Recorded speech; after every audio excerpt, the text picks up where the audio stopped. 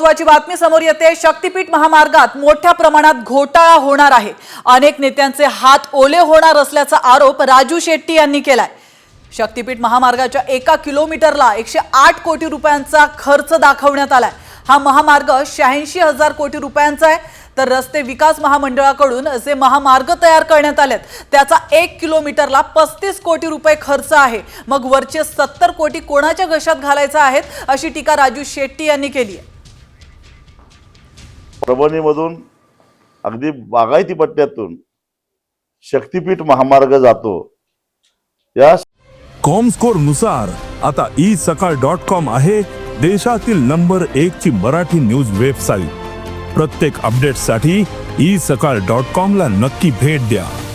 शक्तीपीठ महामार्गाच्या माध्यमातून महाराष्ट्रामध्ये अजून एक मोठा घोटाळा होणार आहे। त्याचा 1 किलोमीटरचा खर्च जर बघितला तर 802 किलोमीटरला 86,000 कोटी रुपये, म्हणजे साधारणपणे 1 किलोमीटरला 108 कोटी रुपये खर्च दाखवला आहे। शक्तीपीठ महामार्गासारखेच जे एक्सप्रेस हायवे तयार झालेले आहेत राष्ट्रीय रस्ते विकास महामंडळाकडून, त्याचा खर्च अवघा 30 ते 35 कोटी रुपये 1 किलोमीटरचा।